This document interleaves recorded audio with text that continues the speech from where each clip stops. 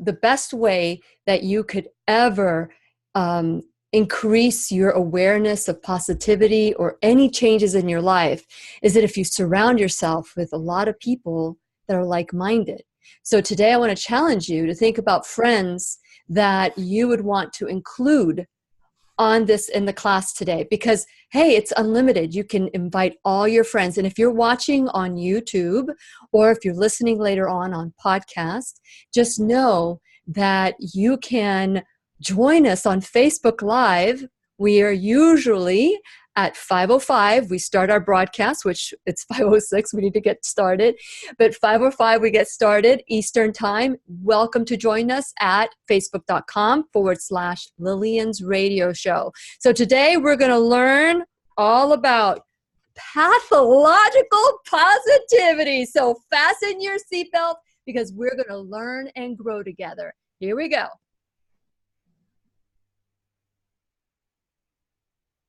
The Lillian McDermott Show. We love, we fear, bridges we burn, we make mistakes, then we live and learn. When life gets tough, and it seems like your best ain't good enough. If you're in need of hope, you know where I'll be right here. Right here, and when you need a friend, you can count on me. I'll be right here, waiting for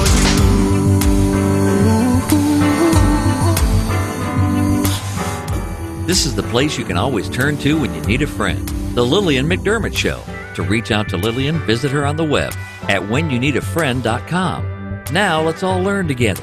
Here's Lillian McDermott. Hello, my listening and my viewing friend. It's so nice we can meet each other on the air on this beautiful, best day ever. And for those of you who have been tuning in since 2011, or maybe you just stumbled upon the show yesterday, welcome back. But if this is the first time that you stumbled upon the Lillian McDermott Radio Show /classroom, yes, classroom, then just know we've been waiting for you. We've been holding a seat open just for you. Please know this is a safe place where you can go to when you need a friend. And know that it is my commitment to provide alternative ways to heal. It is my mission to make awareness, responsibility, and truth a part of our everyday life. And I hope you, my listening, as well as my viewing friends at Facebook Live at Lillian's Radio Show, will feel empowered to embrace a new truth and live the life of your dreams.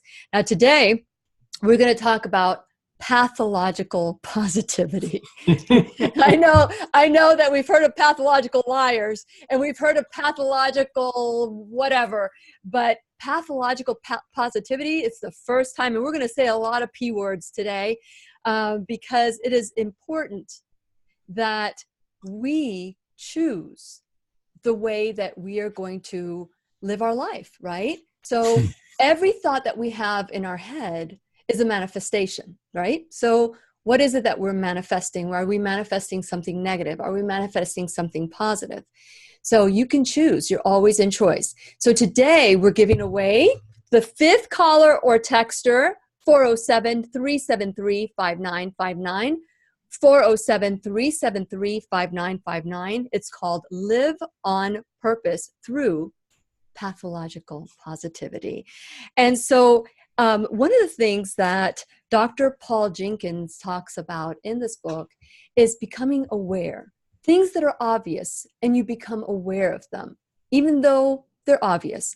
There's lots of little tips that we're going to learn today about how to rewrite the program in our brain. Lots of different tips. So I hope that you are ready to learn and grow because Dr. Paul Jenkins, the doctor, is in the house. Dr. Paul Jenkins, PhD. He's not only an author, but a psychologist, and he's going to help us rewrite the program. Are you ready? Well, I'm hoping that we will learn how to achieve this pathological Positivity.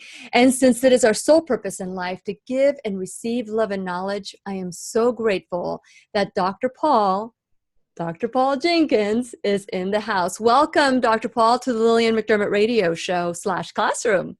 Thrilled and honored to be here, Lily. Thank you so much for the invitation. Well, I'm grateful that you are here. So I must ask you to share a little bit about your background, but most importantly, how did your twin sister become your fourth cousin? I read that. Yeah, that catches some people's attention. Yeah. It's kind of funny, actually, because I discovered a while back that my parents are third cousins. Which isn't all that close, really, but the children of third cousins are fourth cousins to each other. So that means that my twin sister is also my fourth cousin. Amazing. So does your family tree go straight up? Is that a Jeff Foxworthy kind of... Well, it gets kind of interesting when you look into your family history from time to time. Interesting. And that's something you don't have a whole lot of control over. But a lot of my early ancestors were some of the early immigrants that came to the Western United States seeking religious freedom. Mm. And because of these small groups that came over, there's some convergence in the family tree. Interesting. When you go back several generations. So fascinating. I bet you that's a great icebreaker. Well, and sometimes I say it in this way. I am my own fourth cousin. And I don't know if you remember that old song, I'm my own grandpa. Yeah, exactly. Yeah. It's kind of like that. I love it. It gets interesting. Okay, so this is going to be really interesting today because I've talked about, there have been times where being positive, can turn people off. People want to, they just want to commiserate and they just want to look at what could go wrong because they're realists, not what could go right. They say that they're realists. But how did you get on this track for yourself? Because that's really, and learning a little bit about your background, how did you get on track of this pathological positivity? I have to comment about that title too, because as you were introducing it, Lily, I take a little bit of flack for that. Pathological positivity, because in the world of psychology, the word pathological means disordered, disconnected from reality, crazy. And it sounds a little crazy to consider what I'm proposing here, and that is that you can take a position of positivity no matter what, no matter what's going on in your life. Sure. And this sounds a little crazy to some people. Now, we're also going to get past the trite, fluffy, just think positive stuff that you hear from motivational speakers. Yeah. I'm a psychologist. I've been a professional psychologist for a couple of decades now. And I want people to understand how and why this works. From a brain science standpoint, from a psychology standpoint, so that it is no longer one of these trite motivational phrases that we can hear from anyone that's presenting at the conference. Mm-hmm. This is hard psychological science that's behind what I'm proposing here. Mm-hmm. And it has to do with understanding how to operate the equipment. So I noticed in the show notes, Lily, that you'd mentioned that we're going to be illuminating the obvious here today. And that's my job. And it's kind of cool because I get paid to tell people things they already know. But there's a whole lot of obvious things that are completely unnoticed until they're called to our attention. And some of the psychological processes behind positivity are in that realm. And you'll see them immediately as we discuss them and illuminate them here. But they're unnoticed until they're called to your attention. Mm-hmm. And you've heard forever that happiness is a choice, right? Yes. That offends people. Yes. To hear that. That's where I get fired sometimes. You have to know how and why it's a choice, because until you see it as a choice, it's not. And you'll just roll with whatever you're programmed to do, which isn't always very adaptive. No. And also, I must make you wrong. I Mm, must make you wrong in order for me to be right about your right. pathological positivity. And Mm, so, I mean, I did a show a long time ago, because back then there were shows, now they're classes. But yeah. back, I did a show, and it was about the stress and anxiety about choosing positivity all the time. It's almost like you're ignoring, like if you say, I want to be positive, you must ignore the bad that's happening in the world. And you can still choose positivity, even if there's circumstances that are beyond your control. You can choose Right. to see the beauty in it. And one of the movies that I love to highlight when it comes to that is Collateral Beauty. Just like Mm, pathological is assigned to like a negative connotation, collateral damage is what we normally hear all the time. mhm, And the mhm. movie, and I recommend everybody to watch this movie, it's called Yeah. It's a Collateral great show. Beauty, is that you can find the beauty even in things that are not the best, that you can find the beauty Right. in something horrible. But it takes practice and it takes that commitment, doesn't it? You know, as you're mentioning that, Lily, I love the show, by the way, and the idea of collateral beauty. Mhm. That's a beautiful thing. I have been accused sometimes of being Pollyanna-ish. Yes, yes, me too. And you know, I didn't even know if it was a criticism or a compliment. Hmm. And so I went back to the original book, not just the Disney movie that we're all familiar with. Hmm. The original book, I took a look at it, and I even in my book, there you go, chapter 11, the Pollyanna principle. We talk about this because here's an 11-year-old girl, okay, in the story of Pollyanna, an 11-year-old girl who is orphaned. Okay, at 11, you know what's going on. Yeah. It's not like she was clueless to the circumstances of her life. Her parents are now deceased. And she's 11 years old. She gets put on a train and shipped across the country to live with her grumpy rich aunt. Not an ideal circumstance, Mm-mm. and almost entirely outside of her control. Her father, who was a minister, had taught her to play a game. He called it the glad game. Okay, it was a game, Lily. Mm-hmm. She was playing a game that her father had taught her, that no matter what your circumstances, you can always find something to be glad about. Mm-hmm. She was playing it intentionally. She was not ignoring the difficulty or the pain in her life. She was choosing an intentional course to take something she had no control over and put herself in a more positive position relative to that thing. So I welcome it now. When people call me Pollyanna-ish, I'm like, yeah, that girl was brilliant. Well, you can take whatever anyone intends to hurt you and look at the other side of it. And you can say Right. that, okay, well, I know that they're trying to intend to hurt, maybe not. Maybe their intention is to compliment you, but the way they say it, because their intention is not pure. We Mm-hmm. can pick up on the vibrations of impure intention. You know, they could say, oh, you're so Pollyanna, and, you know, try to say, oh, I'm just complimenting you. But deep down in their spirit and their soul, they think that you're annoying.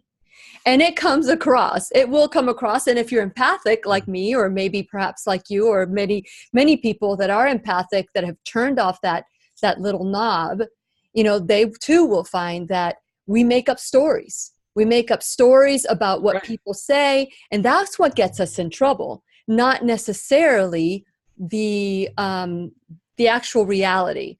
Is it Seneca, the younger, who said, we suffer more in our imaginations than we do in reality. And so Oh, yeah. that's what we do. And so let's Right. talk about the mind and thought and understanding that. Sure. And you know what? Perception is all we have. Mm-hmm. So we get hung up sometimes on what's reality. Mm-hmm.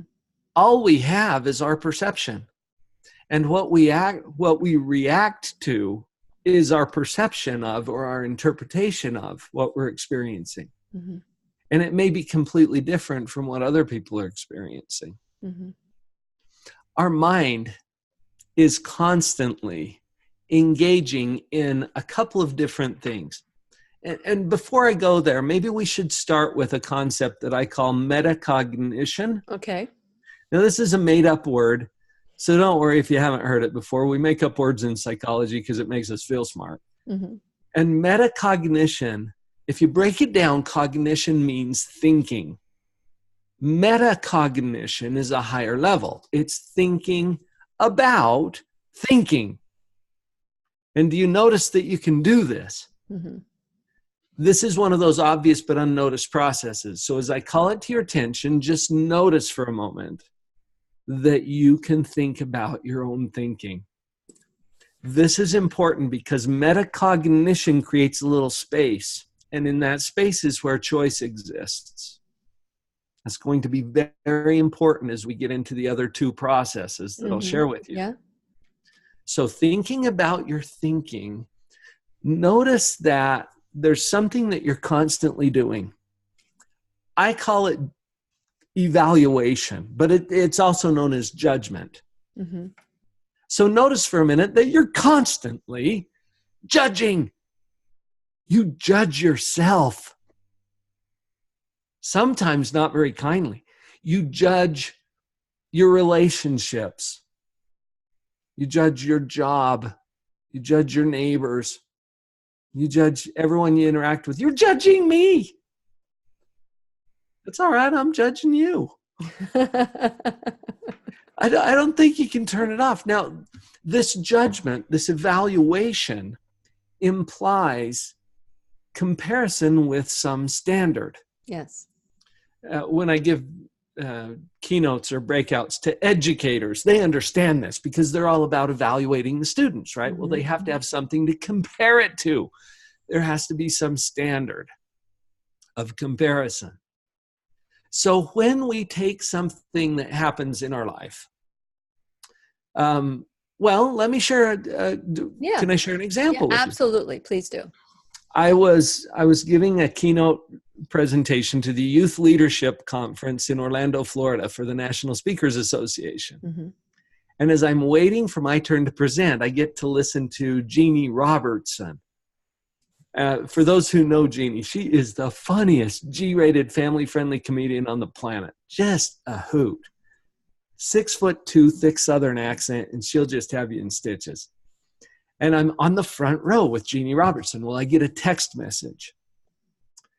And you have to understand, if you're on the front row with Jeannie Robertson, you do not pull out your cell phone.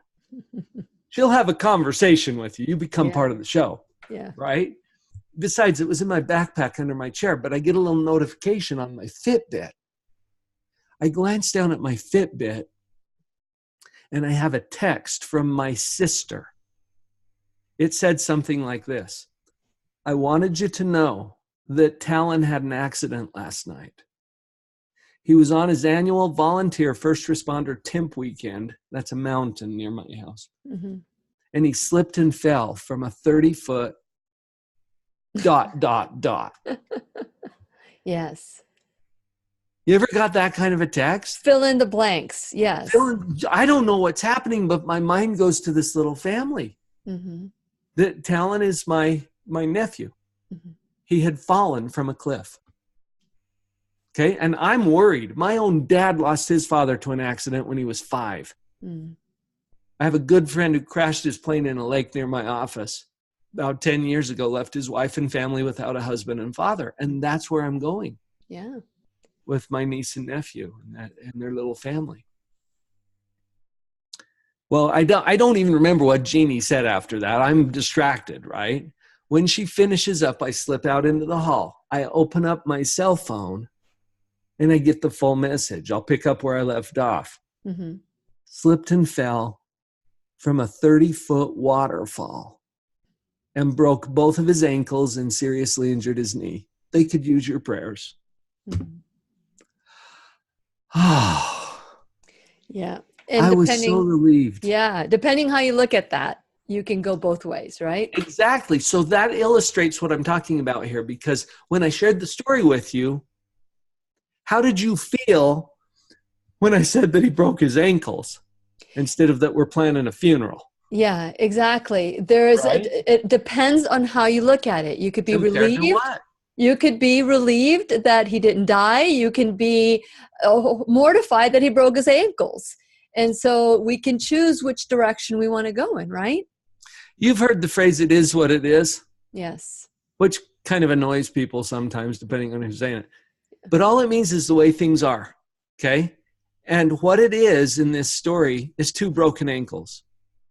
That's what it is. Well, is that good or bad? Is that lucky or unlucky? Is that fortunate or unfortunate? I don't know. But your mind has to judge it. It's like you can't turn it off. It's kind of like gravity. You ever get up in the morning and think, I wonder if gravity's on? It tends to be, right? Yes. And so we take what it is, 2 broken ankles. Now, in my imagination, I was imagining that it could have been that he died on that mountain. Sure. Okay. And maybe he should have. I don't know. And when I found out it was 2 broken ankles, I'm like, oh, What a I'm relief. so relieved. Yeah. And probably you were too, as I shared this story with you. And we're feeling good about this outcome. Well, compared to something worse, 2 broken ankles seems like a really great outcome.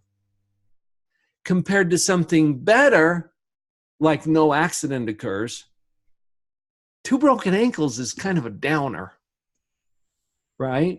Yes. So is it good or bad, lucky or unlucky? The point is, it depends on what you compare it to. And you're never wrong about how you feel. How you feel is 100% consistent with the way your mind is doing this. Notice this. What it is, no matter what it is always, now Lily, my editor, tells me to always avoid the word always and never use the word never, but I just used it. What it is always between better and worse. Is that true? You know, you write about this in your book, and it's the analysis of comparison. We can choose. Right. Again, I said at the beginning is that many of us think that if we are a realist, I'm a realist. I mean, so many people have said I'm a realist. Realist. And that equates what could go wrong. To me, I'm a realist too, but I'm an equal opportunity. I am going to go with what could go right. You know, what's the best case scenario? So to me, if I had to choose between death or broken ankles, what am I going to choose? I'm going to choose broken ankles, right? But still, we have to be sensitive that the mother of this child is probably mortified because they're only thinking they hurt their ankles, right? Or maybe not because it's your sister, cousin, friend, once removed. My sister is also my cousin, remember? That's right. Your sister, cousin, friend. Well, is it good or bad? Is it lucky or unlucky? Take a position. Pick a position on that and see that you have some choice. Yes. We don't always get to choose what happens. Have you noticed? Yes. I mean, some stuff just happens, right? Yeah. We always get to choose which direction we look to make our comparison, to come up with our evaluation. Is this good or bad? Well, it depends on what you compare it to. Mm-hmm. Mm-hmm. Just notice that you're doing it. And Lily, honestly, I am not here to tell people how to think. I don't have that kind of authority. I just want you to see that you are That's thinking. the obvious. That's the obvious that you're saying. You're stating something. And once we become aware of what we're comparing things to, can we make that adjustment to choose what we're going to compare to? And for what purpose? Your feelings depend on how you do this process. Yes. Does your life rock or does your life suck? Well, pick a position. My life rocks. Which is totally an opinion, right? Yeah. Because you're choosing to see it that way. Exactly. So depending on our choice and what we choose to believe. Now, again, I've been called Pollyanna, and I know that the intention is to make fun of it. But I can choose to take it in as a negative on my character, or I can choose to say, I love that about me. I love that about me, but I also have to be aware that not everybody believes that. When I was 10 years old, I have to share a story, Dr. Paul. When I was 10 years old, I was at church. I was probably, I think I was 10. And I was listening to a priest give a homily. And he was saying that we could be upset that we don't have a nice pair of shoes to wear. But if we look at our neighbor, they may not have feet. It was at that moment, at the age of 10, believe it or not, I chose gratitude. And I've been able to carry that gratitude with me, no matter what the circumstance. Maybe I can't find it at that moment, but I always look back. I always say that as a Christian woman, I always say that I'm so grateful that the apostles and the Marys went back to the tomb. Because if they wouldn't have gone back to the tomb, they wouldn't have seen the resurrection. So I always allow myself time to look at the tomb and be able to look at the resurrection. I don't know if that makes sense to you, Dr. Paul. Everything in our life has upsides and downsides. And I think what we're talking about here, I love what you said earlier about being an equal opportunity realist. We don't know what's going to happen. In fact, that's the next process that I'll share with you. Yes. As we move beyond evaluation of what it is, we now come up against the next process, which I label creation. Mm-hmm. And that's about what is to be. And that doesn't exist yet because we haven't created it yet. Mm-hmm. And if I were to ask you, how are you doing next week? Some people can answer that. I hate to say that, but they're like, well, they'll answer, but it's totally imaginary. It is imaginary. You don't know how you're doing next week. Now, you've got something to do with it. That is important to remember. But you don't know. Mm-hmm. So the only place that exists is in that same imagination that you're using to evaluate what you've got. Mm-hmm. So when we imagine that what's coming is worse than what we've already got, how do we feel? Yeah, anxious. That is anxiety. That's 25 years of clinical experience in a nutshell. That's it. We don't know that it's going to be worse, but when we imagine that it will be, we feel anxiety, fear, apprehension. Mm-hmm. When we imagine, because we don't know, that what's coming is even better than what we've got, how do we feel? Hopeful. That creates hope. Yeah. Yes. And since you don't know, pick a position that serves you well. Yeah. In one of your chapters, I think it was the Metacognition type, you say, there's a quote by Dan Zadra that you use, and it's worry is the misuse of imagination. Yeah, I love that quote. I think I'm going to steal it for a while and quote Dan and quote you. I read it in your book. And by the way, for those of you, Dan. That's right. And the book is called Pathological Positivity. There you go. You got a copy as well. 10th caller texter 407-373-5959. You know, this is what we do here in the classroom. We talk about, you know, how to view things in a responsible way. I mean, we could have a conversation for 4 hours, Dr. Paul, about how to be responsible and how to choose and be aware of our thinking. Like you were saying, you become aware of your thinking.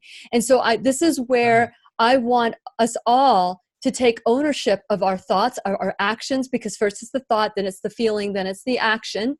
And so by doing that, I want you to think about becoming a subscriber at whenyounneedafriend.com. This is where we take 100% responsibility for the life that we want to live. And what I ask are two things. Well, actually, I ask several things. I want you to play once you go into whenyounneedafriend.com, because there's lots of icons you can share, you can like, you can follow. So you can follow on Facebook. I'm loving all the little hearts that we're getting on Facebook / @Lillian's radio show, which you can listen to the show, the classroom. It's a show, but we've eliminated that portion of it. It's really now a classroom where we learn and grow together. So I want to encourage you to do everything you possibly can to share that we are a movement of positivity, and to be able to find a pathological positivity person, that was like a great find. And like I said, we get to align ourselves with that positivity that will help us thrive to that next level, to feel and to act a certain way. And so while you're at whenyounneedafriend.com, I ask you to check out my sponsors, because without my sponsors, there would be no classroom. And so check out my sponsors. My sponsors, like we have so many. We have the First Alternative Care. We have Dr. Stephen Grable, who is in Jacksonville area. He's complementary, functional, integrative, doctor and MD. We have the pharmacy in Merritt Island. We have Keep Me Safe Organics, beauty products, where you get a 10% off your entire purchase if you enter Lily Code 10. And we also have Liberty Health Share. Liberty Health Share is going to be coming on in a little bit. But I want to encourage you to check out the sponsors, whether they're affiliate or not, and figure out ways that you can support them the way they're supporting this class. They're all teachers. We're all teachers. We're all students. And I want to encourage all of you to take that step of courage and say, I'm going to show up today, and I'm going to show up. If people want to use Pollyanna as a bad thing, you can see it as a bad thing. But if you want to look at it as Pollyanna, as I'm going to monitor what goes into my body, my mind, my spirit. And instead of inundating yourselves with the same repetitious video all day long of something horrible that can happen, check out 10, 20 things that are happening that are great in the world as well. It's our choice. We are in choice. And so I'm very grateful for the sponsors. I'm grateful to you. And you have an opportunity to also be a student, an enrolled student in the classroom. So check it out. This is an opportunity for you to be enrolled in the class and become a sponsor as well. So check it out. You can also listen to podcasts, YouTube, and Facebook Live. And of course, I have Instagram and Twitter, but those are wonderful things. So follow me everywhere you can. And so today we are talking about how to live on purpose through pathological positivity with Dr. Paul Jenkins. And so I want to thank you, Dr. Paul, for your passion to take the poison in our life and turn it into passion and purpose. And I know you love your P word. So what else can you give me? You don't get me started on the P's, Lily. I have a hard time quitting. Oh, well, I know that there is a how-to section, and it's basically, you talk about how to rewrite the program. And again, 407-373-5959, fifth caller or texter, whether you're on YouTube, Instagram, or Facebook, or just reach out to us. So let's talk about listening to our own voice in our head so that we too can make this our truth. That positivity, our truth, our new truth. A little word here about the programming. First of all, notice that you're already programmed. Yes. And it's not a judgment. There's no morality attached to this at all. We are simply programmed. The fact that we're speaking English here today, we didn't choose to speak English. We were programmed to speak English. Mm-hmm. Okay, and it's only one of hundreds of languages available. Could we choose to speak a different language? Yeah. And what's it going to take? A whole lot of practice. Mm. And you probably want to hire a coach. And you might want to enroll in some courses. And Lily, as you're talking about the classroom that you've formed here, and I love what you're doing, is you draw together a community of people who are interested in reprogramming their own mind around some things. Yes. So I acknowledge that right up front, because it's not easy to reprogram. It is possible. Okay. And that's the good news. It's not easy. It's just like learning a new language. I'm fluent in Finnish. Mutta jos me puhumme suomea, emme ymmärrä mitään. Yes. Ainakin te ette ymmärrä sitä. Yes. How you doing with the Finnish? Well, I could speak that in Spanish, but that's okay. Yeah, which is another exactly. program as well. Yes. So you could learn Finnish or Spanish or Swahili. It would take some very intentional practice to get there. So when I help people in my own coaching that I provide, I'm sure as you assist people, Lily, it's a process of reprogramming something that was already installed probably years ago by people who didn't give you a choice. Yes. So if you see things in a negative way, if you're one of those realists that's not an equal opportunity realist, like Lillian McDermott, notice that that's just what you're programmed with, and that's something that's going to be a little difficult to change, but you can change it through repeated practice. And in the book, I give a suggestion of a way that you can do this by recording in your own voice. Yes. A new script. You have the script back here too. I even gave you a script. You gave us a script.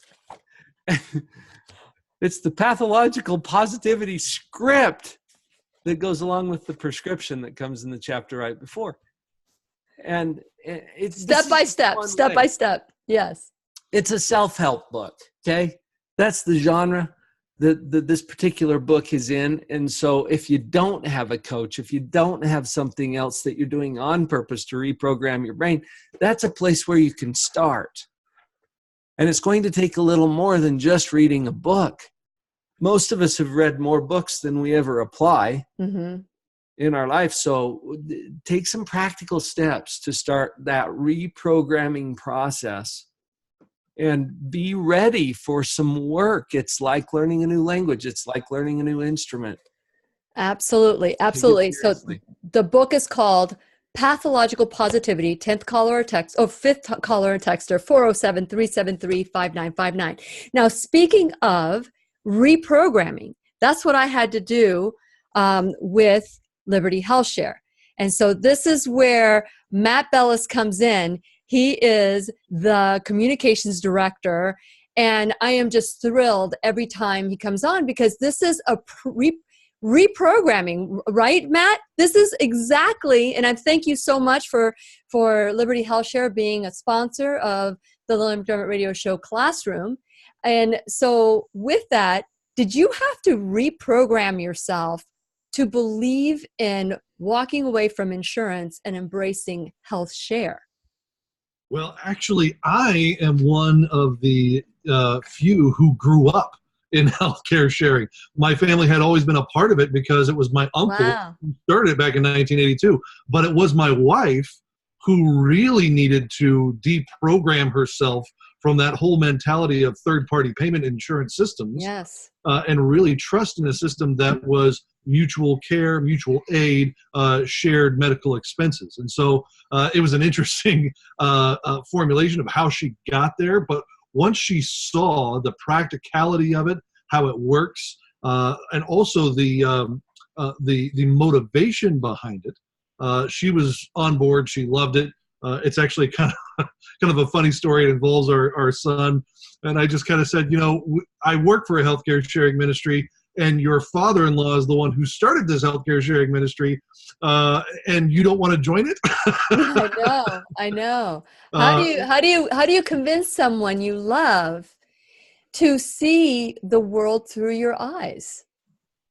It's interesting because she's a person that needs the practical, tangible work to go through. I'm somebody that's willing to go out a little bit on faith and try something new and see what happens. But she has a different personality. She needs to see things unfold. She needs time to absorb what's happening to her. Yes. We kind of had this discussion last night about expectations and hope. And it was interesting. She's a person that expects the worst but hopes for the best.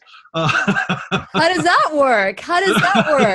Expects the worst but hope for the best. Isn't that what we're talking about today? It's like expectations and catching yourself in what we think. Because if we expect the worst and hope for the best, what do you think happens? Well, I look at it and I say, well, if things, it's all a matter of what you don't know.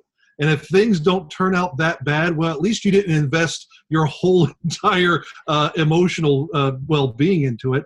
And if it turns out fantastic, well, then you get to celebrate. Yeah. And so that's kind of a self-preservation mechanism that she had. And so being a part of healthcare sharing, she kind of brought that into it. And thank goodness it all turned out well for her. So.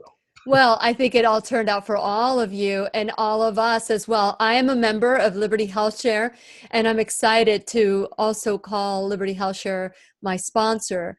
But Liberty Health Share was scary for me, but I had no option. When I found out that the money I was investing in my insurance wasn't going anywhere, I was just paying the money and it wasn't going anywhere, I found myself without insurance for the first time in my life. And so we were talking about this, Matt, before you came on the show, is that when you're looking at reality, you can look at it as what's better than or worse than. And that's what we were talking with Dr. Paul. It's like better than would be, okay, I'm used to insurance and that would be great, but I didn't have it. And so I thought, okay, now having health share is better than not having insurance. So that's how I came to the decision, but I've never looked back. I've always looked forward and I've said, this is exactly what I want. You guys are affordable care exempt. You are truly affordable and $1 million per incident. So I took a calculated risk. I knew that it was nothing or try this something new. And man, I leaped forward and I am so grateful. Share a little bit about how Liberty Health Share does what they do. Well, we're, as a healthcare sharing ministry, a group of individuals who share in each other's medical expenses. We're all across the nation. We're about 250,000 strong. And so we're a large community of people who have come together to say, in your time of need, in your medical expenses, we're going to be here to help you. So every single month, each one of our members send in what's called a share amount. That share amount goes to another member who has a particular medical need, and Liberty Health Share is just there to bring those relationships together to ensure that the money gets transferred properly, that the bills are not too exorbitant, that it is a fair and reasonable reimbursement. And so Liberty Health Share is just there to bring everybody together and make sure things are done in a fair method with our members. So Liberty Health Share is a fantastic healthcare sharing ministry. I actually liken it to going to church on Sunday, putting up your hand and saying, hey, everybody, I broke my leg. Can you all give me a hand here? And people coming up and give you money. That's basically what we have done. It's one of those things that is a big paradigm shift with people who are used to the whole third-party payment method. But it really is truly what we've done in this country since the beginning. It's the community that we rely on, not some bureaucratic black hole that, like you said, you pay in each month and you don't know exactly what it's going towards. Correct. So Liberty Health Share is there to change all that and bring the payment of healthcare back to a community.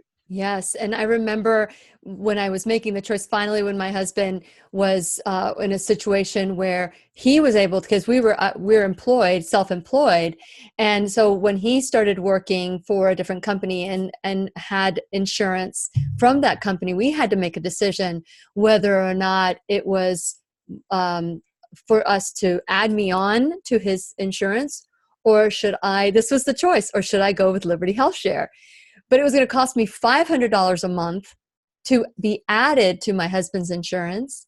And then I realized it was going to be $200 a month to be added to take the risk with Liberty Health Share.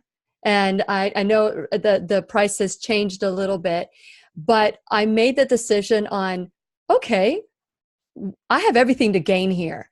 And you can join at any time. And so as a single person, my out-of-pocket expenses are $1,000. That's it.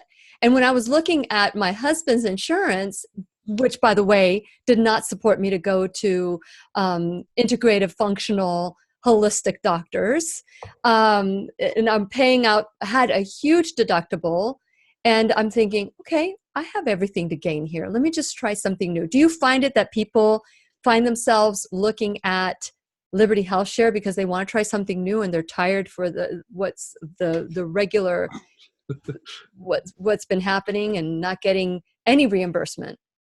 That is a very common occurrence with people who join Liberty Health Share. And the primary reason is we get a lot of people who are motivated by the cost that they're having to pay with current medical rates right now with third-party pay. Yeah. And so they're very motivated, and they almost come to a place where they have to try something different, or else it's going to break their banks. And so it's kind of one of those things that I look at it and say, if we can attract people with one way with cost, that's great, but it's our community, it's our empowerment of patients, it's the drive to be a part of each other's lives. That's what's going to keep people there. And so that's when the light bulbs start turning on. Not only is this a cheaper way to take care of my health care, but it's a better way. Yeah. It's the right thing to do. We should be in charge of our health care. We should give to one another whenever we have a need. We should accept gifts from those who want to be a part of our lives when we have a need. That's the right thing to do. And the benefit of those right things to do is lower cost, greater health, more affordable options. You can direct where you want to go. Those are the benefits that come to doing the right thing. And so when people see this for the first time, it does take a moment to rearrange their thinking. Yes. But once they start to see it's the right thing to do, they see those ancillary benefits as well. Absolutely. And you also accept, like, who can join Liberty Health Share, Matt?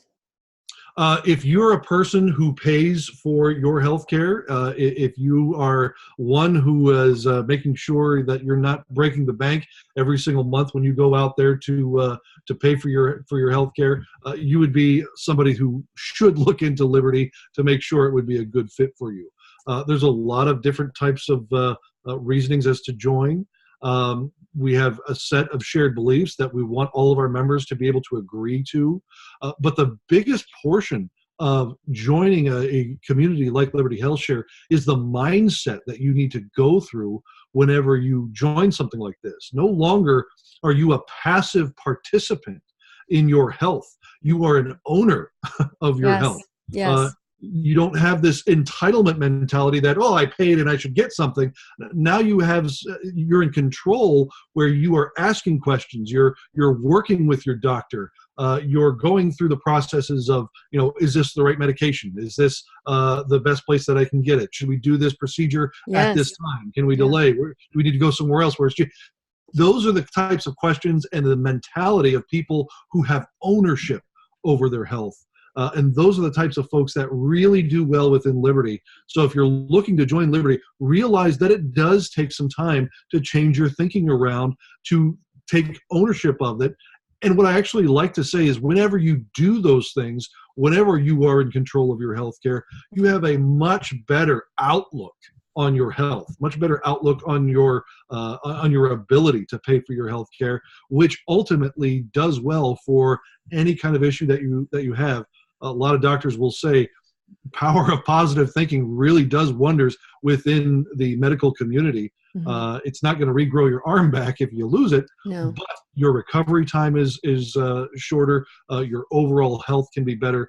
And so we see that every single time people join Liberty Health Share. Yes. And so that you can put it all into perspective as a single person, I know that the pricing is different, but it's at $300, right? Can you give us the cost for single, couple, and family? Sure. For a single person being a part of Liberty Health Share, your suggested monthly share amount would be $299 per month. For a couple, it'd be $399 per month. And for a family of 3 or more, mom, dad, all the kids, $529 per month. That's our most comprehensive program. And so if that's okay with you, then all of our other programs are less than that. So yeah, and it's $1 million policy, $1 million per incident.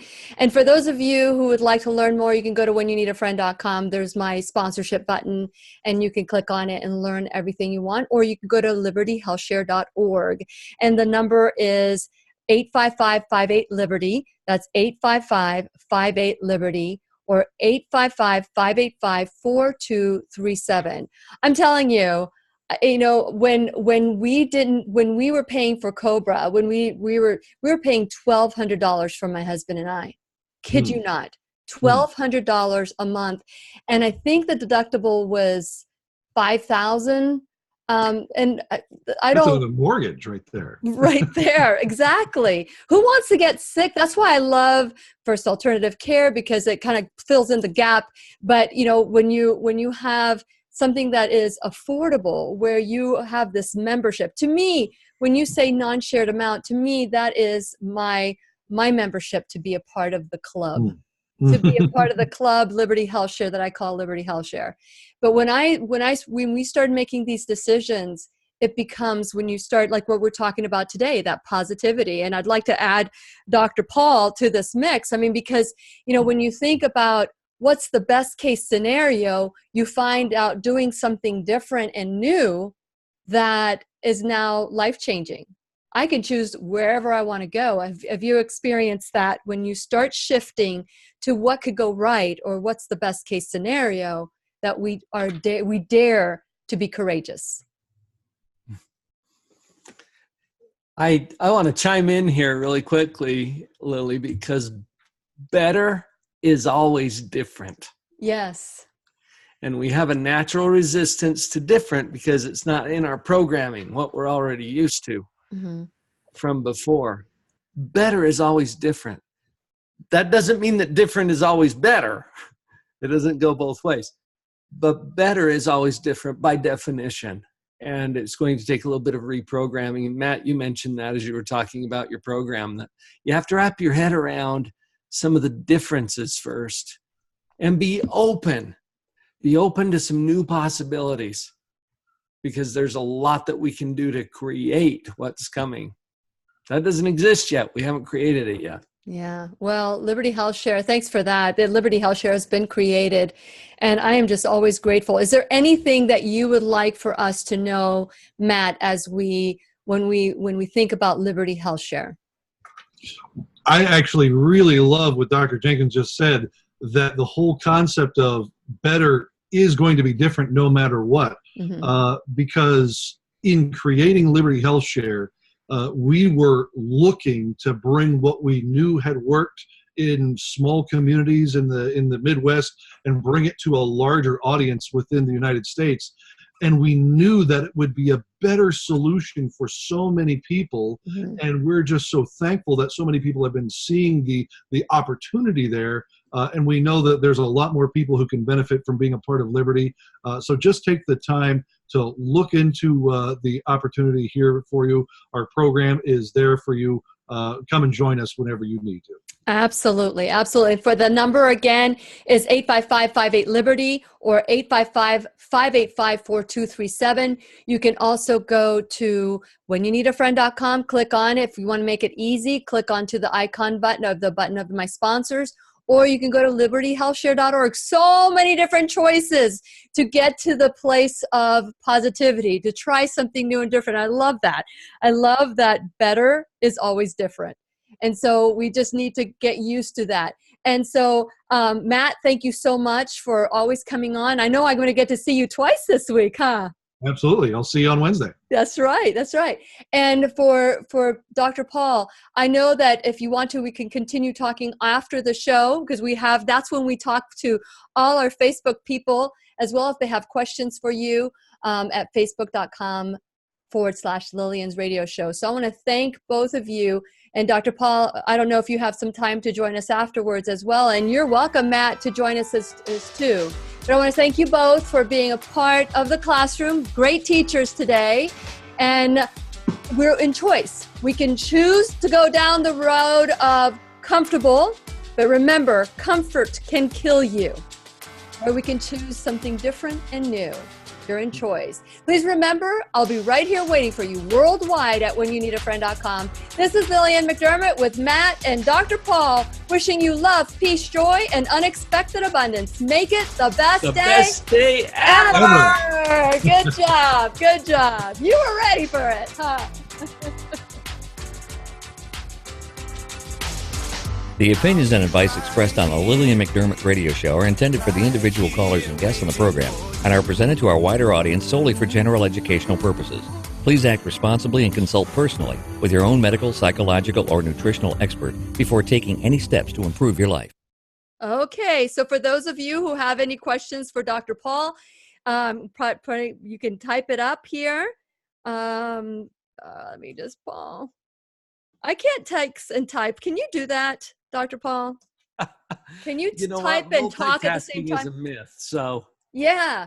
It's like I've learned as I've gotten older, multitasking is a lie. It does not exist. I think I am the best multitasker, but as I've gotten older, I realize that's a myth. We might think that we are really good at multitasking, but the reality is we are not. We think we are. And then the other thing is that, as I've gotten older, I've realized that there are certain things that I just cannot do and I'm okay with. I cannot speak and type at the same time. So I just have to stop and type. So for those of you who have any questions for Dr. Paul, hello, Nasha. Nice to see you. And Kimberly, thank you so much for joining us today. And Ashley, I would love to hear from you, because I cannot, unless you say where you're from or whatever, I don't know you're watching, but I am grateful that you are. I know we have listeners from all over the world. I'd love to hear where you're from.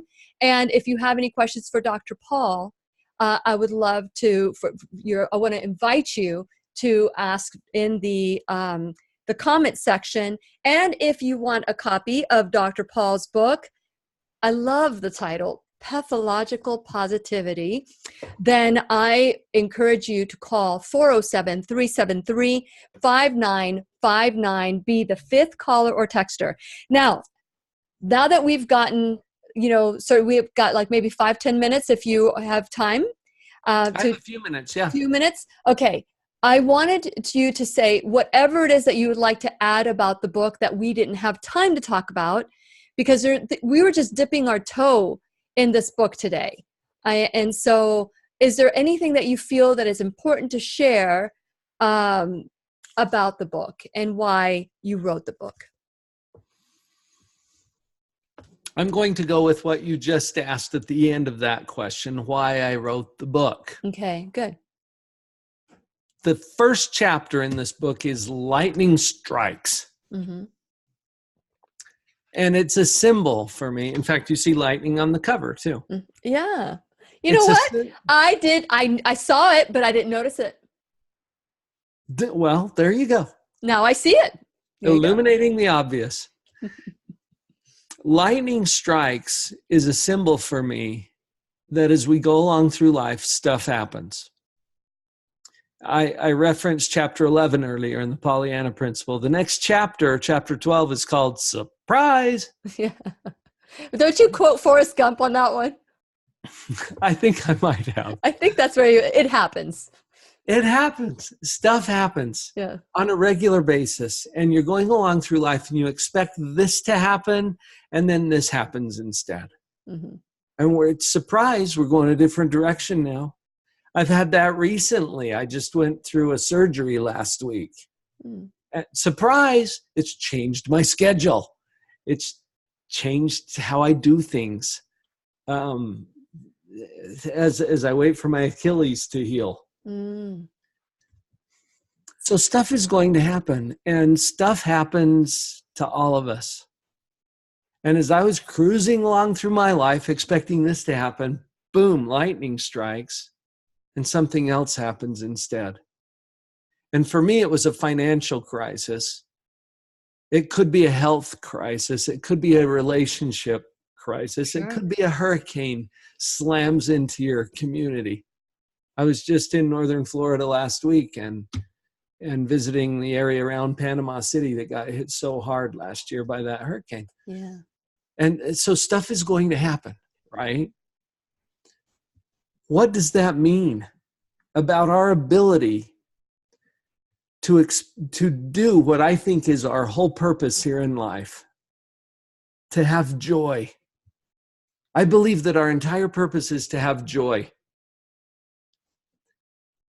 And so what do we do when stuff happens? That's why I wrote the book. As a professional psychologist, I got to learn firsthand that it's not about whether I'm going through a financial crisis. It's not about having that diagnosis. It's not about all of this stuff around us that you would think determines how our life gets to be. Every problem that we have boils down to a problem with thinking. And when we have a higher level of control over that process, which is obvious but unnoticed, I shared with you that we do evaluation and we do creation. Mm-hmm. And we do them both all the time, and you can't turn them off. So understand that that's what's happening. And again, I'm not here to tell you how to think. I just want you to see that you are. And that thinking has an impact on your joy currently and what you can expect rolling forward from here. That's where the choice is. Yeah, I would like to add something about crisis and in being in this environment of learning as a student. You know, there's a lot of people who have many opinions on how I should run the classroom and how the show should be. And everybody has an opinion. And these people don't even show up. I don't know who they are. They're just voices that think that they matter. Mm-hmm. And, you know, sometimes we give them too much power, but we realize that we don't even know who they are. The opinions that matter are the ones that the people that we love, right? But I think what we all have in common is that crisis. That crisis to me means it's time to move. And there's a chapter in your book that has to do with discontentment, which is your second chapter, as a matter of fact. The problem isn't really the problem. And it's the power of discontentment. I think that's to be and discontentment to me means something needs to change. Something needs to move. And when I see crisis, whether it's health or financial or a relationship or anything like that, that to me means it's time to grow. It's time. It's an opportunity to grow. It's an opportunity. Maybe at the time, there might be a little bit of resistance, or there's going to be a lot of bit of resistance. But if we really look at it and we're honest with ourselves, this is when we grow the most. This is when we learn the most. This is when we risk, like Liberty Health Share, changing the most. Mm-hmm. So I consider this a blessing. I consider, crisis a blessing. Many people look at blessing as something great. Oh, I'm so blessed, and I'm so blessed. And I grew to not like that word. I don't know if that makes any sense, because we attribute blessing with good fortune, but there is a lot of beauty in the discontentment, in the crisis, in the getting dirty in whatever is happening. It's true. And I just wish that we'd all see it. I'm not going to sit there and go, ooh, I'm so excited that something bad is happening. Not at all. But you get to feel the pain and still see the beauty. Absolutely. That's why I love the movies like Collateral Beauty. We bought a zoo that quote, all you need is 20 seconds of courage to take the first step. I love that. I have 20 seconds, don't you? I think we all do. Yeah. Not climb the mountain, see yourself on top of the mountain, but let's start buying the shoes. Let's research the shoes first before we start hiking. There you go. So it's those little bite size. And I love how you take this and you make it bite size. So if somebody, are you still in, if somebody wanted to get a hold of you, Dr. Paul, I know that, I know you have a website, and I have your website. It's drpauljenkins.com. But if anybody wanted to get a hold of you, is that the best way to get a hold of you? Yeah.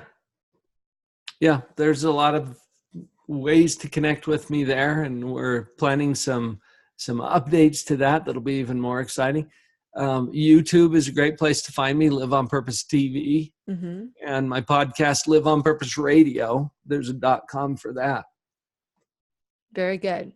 So for those of you who want to learn more about living a purposeful life and adding some positivity, pathological positivity, then that's another place. You have another place you can go to. I know I was talking to you about this.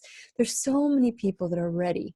We're done. We're just done with the victimization of the world. Yeah. And if we could just turn it around. Yes, go ahead. I'm sorry. I didn't mean to interrupt. Oh, I was disagreeing with you, Lily. Okay. Enough with the victim mentality. And that's why I love what you're doing. And I resonate with that personally. I think we're on a similar mission. Yeah. To liberate people from that very limiting, captivating victim mentality that is so prevalent freeing in our society. It is so freeing. I too was a victim a while ago.